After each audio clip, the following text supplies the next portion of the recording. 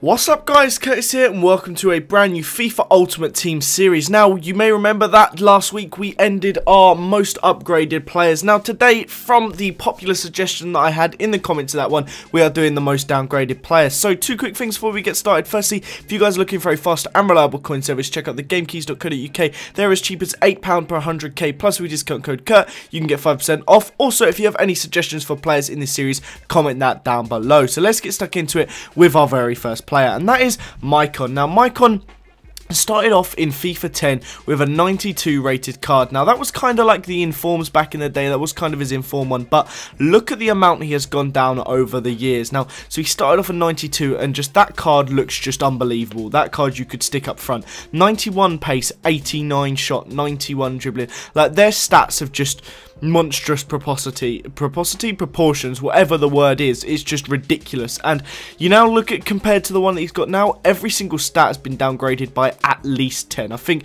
other than defending, that's only gone down 9 and heading's gone down 5, but you get my point. Most of them have gone down by a crazy amount, and that's just madness to see a player in such a short amount of time go down such a vast amount.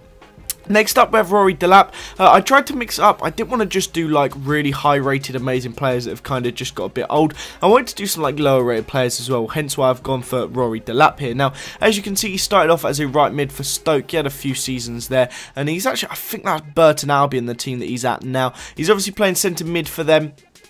Stoke don't have the Rory Delap throws anymore, so obviously that's a big thing that he brought to the squad. But in all honesty, like, he's never really looked that good. It's weird that he's kept 42 pace in centre mid for 3 seasons now, considering he took a drop from 71 to 42. You'd think it'd be progressively lower, but apparently not. FIFA are happy with 42, but that is quite a drop there. He's gone down 11 ratings in a few seasons. You don't usually see players go down. Next up, we have James Beattie, and he's kind of had an interesting one. Now, those of you that remember, he was obviously massively at Everton and Southampton, and he had a really, he was really big. He even got like some England caps out of it. Then he went to Stoke for that first one. That's FIFA 10. Then his FIFA 11 one, he was on, he was at Rangers, and then he disappeared off FIFA, which is weird considering he was at Sheffield United for a season and didn't get put on for 2 FIFAs, which I find really odd. But now he's at Accrington Stanley, and he's player manager at Accrington Stanley, and yeah, that's why he's got that card there. I don't really know how many games he's played. I think he's played quite a lot for Accrington Stanley, which is interesting. We've seen a lot of lower league player managers now. Obviously, you've got Edgar Davids, some amazing ex-players. And yeah, he's gone down 12 ratings and quite a big decrease there for him. Next up, we have the infamous striker Nicolas Anelka. Obviously had his time at Arsenal, but he's also been around the block a bit. Now, he was at Chelsea at the start of this, and that was again one of like the informed sort of cards, and that just looks ridiculous. Could you imagine using that card? 91 pace, 90 shot, 85 heading. That just looks insane.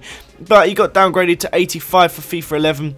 83 by FIFA 12, and at that point he then decided he kind of had enough for English football. I think that was when he went off to Shanghai Shenhua. That may be the wrong team, but I'm pretty sure that was who he went off to, and he actually had a year out basically just making disgusting amounts of money for playing easy football. But now he's back at West Brom, and it's kind of an interesting situation. He joined and had a few good games for them and just actually looked relatively promising. Then his agent died, and he even got to the point where he said he was going to retire. It never did actually happen though. He went on compassionate leave, but he did end up coming back to the club. Now, I think he's been out with like a groin injury or something like that, and I've actually heard he will be coming back to actually play for West Brom shortly. So I don't really know what the situation is, but as much as I'm not really a big fan of him, I would quite like to see him come back to football anyway. But that, guys, is the end of this episode. So once again, I want to remind you, if you have any suggestions for players you'd like to see me do in this series, stick any comments down below. I'm always up for suggestions to do in this series. But thank you very much for watching.